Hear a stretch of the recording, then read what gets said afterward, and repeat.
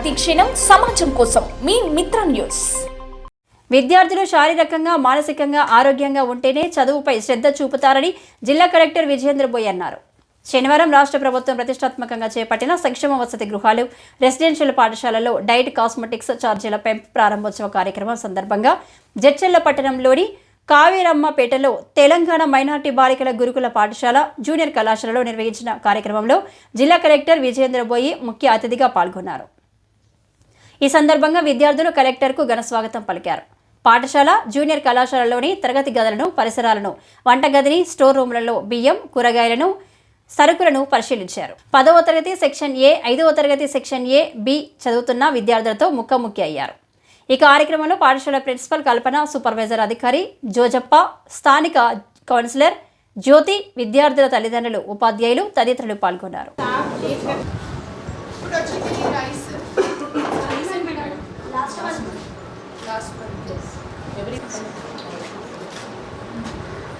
అది కొంచెము broken rice percentage ఉంటుంది, ఆల్టర్నేటివ్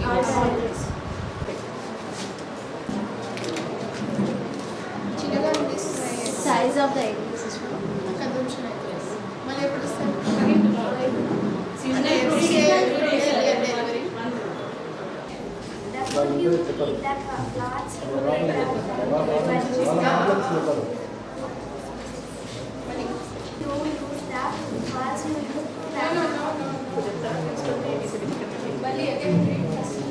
మెల్లగా. మీరు ఇప్పుడు ఫస్ట్ టైం ఇంగ్లీష్లో చదువుతున్నారా? ఎట్లా ఉంది? బాగుందా? అర్థమవుతుందా? ఏ క్లాస్ అవుతుంది? చదువుతా చదువుతుందా?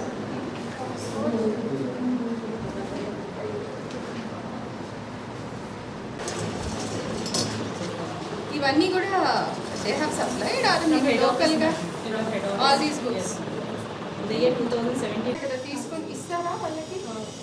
అదే ఇష్యూ రిజిస్టర్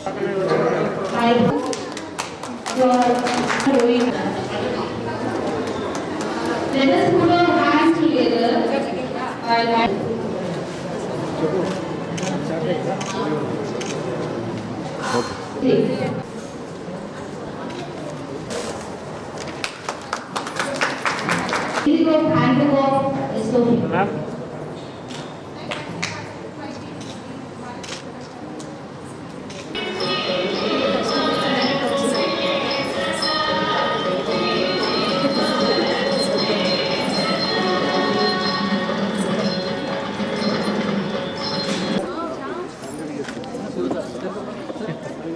సో ఈరోజు మీ స్కూల్కి, మీ మైనారిటీ రెసిడెన్షియల్ స్కూల్ కాలేజ్కి వచ్చి ఈరోజు ఈ సెలబ్రేషన్లో ఇచ్చే డయట్ ఛార్జెస్ కూడా ఈరోజు ప్రభుత్వం పెంచడం జరిగింది. అంటే ముందు ఏదైతే మనకి ఇస్తున్నారో దాని మీద 40% ఇంక్రీజ్ మనకి చేయడం జరిగింది. అట్లాగే పిల్లలకి మీకు చిన్న చిన్న ఇస్తారు, దానిని కూడా 16 ఇయర్స్ తర్వాత 16 ఏళ్ళ తర్వాత గవర్నమెంట్ పెంచడం జరిగింది. దీని ఉద్దేశం ఏంటి అంటే పిల్లలకి మంచి చదువుతో పాటు మంచి ఆరోగ్యం కూడా ఉండాలి. మీరందరూ పెద్దగాక చాలా మంచి హెల్తీ సిటిజన్స్గా తయారవ్వాలి, మీ లైఫ్ కూడా చాలా హ్యాపీగా హెల్తీగా ఉండాలి అనే ఉద్దేశంతో ఈ ఛార్జెస్ పెంచడం జరిగింది.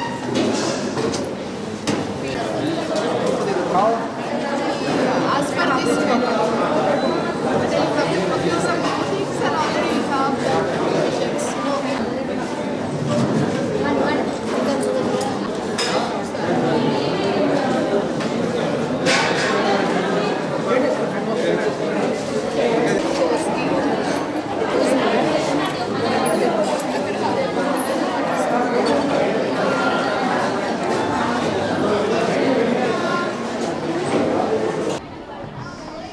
మన రాష్ట్ర ప్రభుత్వం అన్ని వెల్ఫేర్ రెసిడెన్షియల్ ఇన్స్టిట్యూషన్స్లోనూ డయట్ ఛార్జెస్ ఇంక్రీజ్ చేసిన సందర్భంగా, అదేవిధంగా కాస్మెటిక్ ఛార్జెస్ కూడా ఇంక్రీజ్ చేసిన సందర్భంగా ఈరోజు పెద్ద ఎత్తున మన రాష్ట్రంలో, అదేవిధంగా మన జిల్లాలో కూడా అన్ని రెసిడెన్షియల్ స్కూల్స్లోనూ, గురుకుల పాఠశాలల్లోనూ, తర్వాత మన welfare hostels SC ST BC minorities అన్ని వెల్ఫేర్ డిపార్ట్మెంట్స్కి చెందిన హాస్టల్స్లోనూ మనం ఈరోజు పెద్ద ఎత్తున సెలబ్రేషన్స్ నిర్వహిస్తూ ఉన్నాము. ఈరోజు మొత్తం అన్ని ఇన్స్టిట్యూషన్స్లోనూ ఒక కామన్ డయట్ ప్లాన్ అనేది లాంచ్ చేయడం జరిగింది.